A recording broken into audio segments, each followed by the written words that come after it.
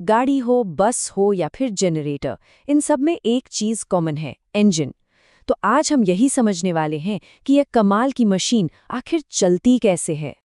तो सवाल यही है, आखिर कैसे थोड़ा सा लिक्विड फ्यूल मतलब पेट्रोल या डीजल इतनी ताकत बना लेता है कि टन की टन भारी गाड़ी को खींच ले।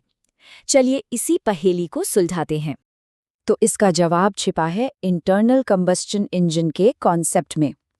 देखिए, इसका सीधा सा मतलब है एक ऐसा इंजन जो एक बंद चेम्बर के अंदर फ्यूल को जलाकर मोशन पैदा करता है।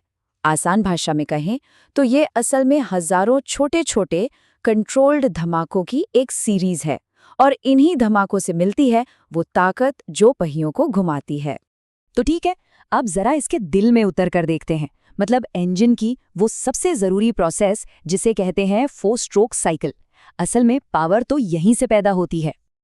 अब इसे समझने का सबसे आसान तरीका ये है, सोचिए सिलेंडर एक खोखला चैम्बर है और पिस्टन उसके अंदर ऊपर नीचे जाने वाला एक प्लंजर। बस पिस्टन की यही जो लगातार ऊपर नीचे की मूवमेंट है ना, वही पावर का असली सोर्स है।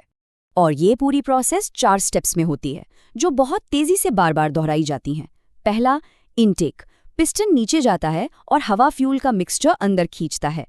फिर कंप्रेशन, पिस्टन ऊपर आकर उसे जोर से दबाता है। इसके बाद आता है पावर स्ट्रोक, एक चिंगारी से होता है धमाका और पिस्टन जोर से नीचे जाता है।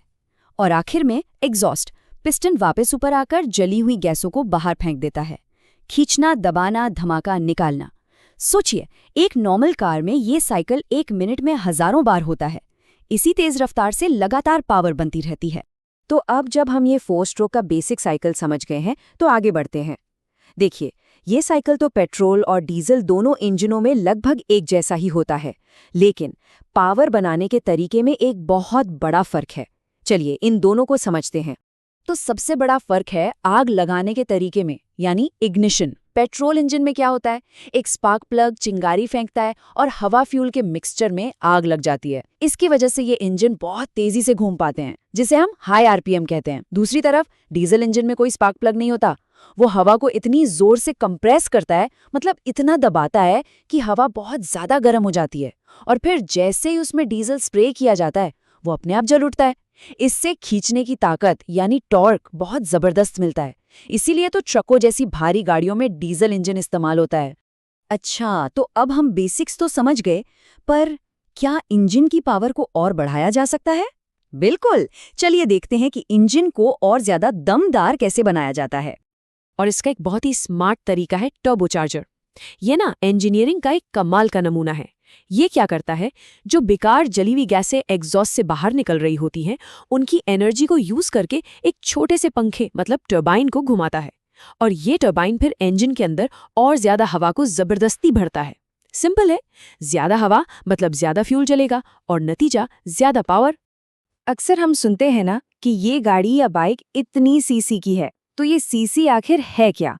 सीसी का मतलब है क्यूबिक सेंटीमीटर। ये असल में इंजन के सारे सिलेंडरों का टोटल साइज या वॉल्यूम बताता है। इसे आप इंजन के फेफड़ों की कैपेसिटी की तरह समझ सकते हैं।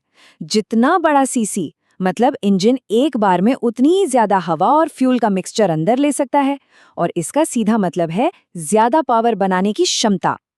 तो एक अंदाजे के लिए 1500 सीसी कितना होता है? ज्यादातर जो हमारी फैमिली कारें होती हैं उनका इंजन लगभग इतने ही सीसी का होता है। वहीं एक नॉर्मल मोटरसाइकिल को देखें तो वो 100 से 200 सीसी की होती है, और अगर किसी स्पोर्ट्स कार की बात करें तो वो 3000 सीसी या उससे भी कहीं ज्यादा हो सकती है। तो अब एक आइडिया लग गया होगा कि साइज का क्या खेल है। और ये सब हमें आज के एक बहुत बड़े सवाल पर लाकर खड़ा कर देता है। 100 साल से भी ज्यादा समय तक हमारी दुनिया को चलाने के बाद आज इस इंटरनल कंबस्शन इंजन के सामने एक नया चैलेंजर है, इलेक्ट्रिक गाड़ियां। तो क्या इसका सफर अब अपने आखिरी पड़ाव पर है? क्या ये अपनी आखिरी रेस दौड़ रहा है? इसका भविष्य क्या होगा? ये एक ऐसा सवाल है जिस पर सोचना तो बनता है।